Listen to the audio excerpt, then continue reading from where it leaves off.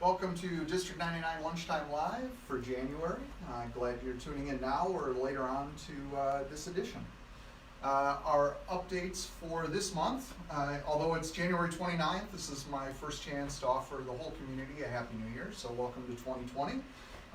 Today we're going to talk a little bit about some district finance updates. That was the main focus of the board meeting this month. Pedestrian safety report is now online, and then some, as usual, master facility plan progress updates. So finances, as I said at the Monday's board meeting, we covered a lot of finance. January board meeting tends to have a lot of this in it each year. So if you go, you can watch the whole board meeting if you wanted to. It's posted online. But to give you the quick highlights, this time each year we get our comprehensive annual financial report. This is the long word for audit. And this is produced each year for the prior year. So this is fiscal year. Our fiscal year ends in the last day of June. So from June 30th, 2019. The key takeaway from that is that there was no significant findings. Everything's on the up and up so far as finances go in the district. This will be our 21st year consecutively of being recognized for the level and quality of audit that we produce. And of course that's done by a third party. Then we also had our quarterly financial report, which is kind of halfway through this school year where our finance is looking, and we're trending on budget, kind of where we were from last year, very similar. A little 2.6% ahead of last year at this point, but it's mid-year. We expect that to come in very close to a balanced budget at the end of the year when we're all said and done, just as we have been for several straight years. Master Facility Plan bonds, the final round of bond sales happened last week.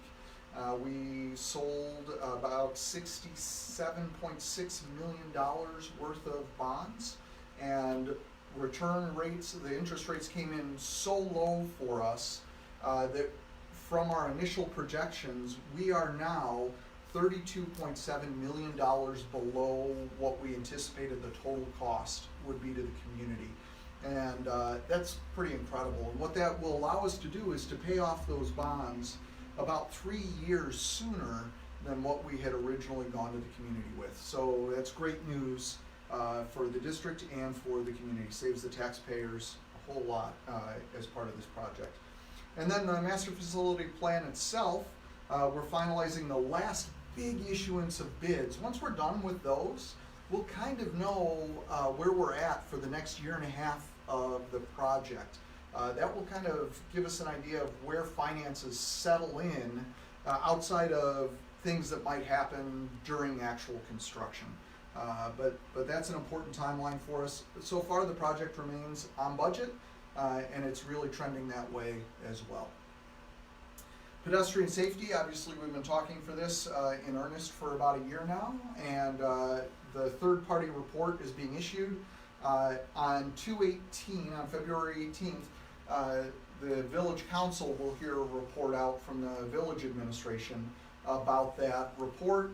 I'm going to attend that meeting and then come back and share with the school board what is presented there. But you can read that kind of preliminary final report if you go to our website. The link is there, and we'll post the link to this presentation online. Master facility plan continues. If you drive by our buildings, you'll see some real exciting changes that are occurring. If you go by North High, you'd have to go behind it, back by the student drop-off, and you can actually see the steel structure showing up in the Prince Street courtyard there that will eventually be a new gymnasium, an athletic loft, like a multi-purpose athletic loft, the new kitchen, the servery, and a little piece of the commons in this back corner. You'll see the third story of that commons kind of peeking out above the structure. If you go on our website, you can see more video footage of that. One of the other things that's going on this winter is the remodeling of the bleachers, and the home bleachers will have squad rooms underneath them. Unfortunately, when we got into the soil underneath the old bleachers, it was too soft to actually build the structures on top of. So we've been in a little delay to get new foundations under those bleachers. we're almost to the point where we will have that figured out, but the delay is coming up with causing problems with the timing of graduation. So we've already announced that we're going to move graduation indoors at North High. It has been indoors because of weather the last 2 out of 3 years. Weather in Chicago is unpredictable, as you know anyway, but we're telling everybody right now at North High it's definitely going to be indoors because of. At South High, if you drive across the front of the building and look past that new turf field, you'll see that new STEAM wing popping up. So that is science, technology, engineering, arts, and math. Our visual arts are on the first floor, science, math classrooms on the second floor. You can really get a feel for it now that we've enclosed it with plastic so we can pour the floors, which were poured yesterday. You can really get a feel for what this structure is going to feel like once it's done. Don't worry, the orange isn't the final color. All right, so this is the point in the presentation where we always take any questions from anybody who's tuning in live, and we give it a few seconds here for any to come in. Any so far? Not so far. All right, so while we wait to see if any come in, remember you can always find us online at csd99.org. From there, you can reach out to our communications department or me directly by going through the directory. We always welcome anybody's questions at any time. It doesn't always have to be through Facebook Live. So I don't think we have anybody this time. So thank you for tuning in, and we'll see you next month. Thank you.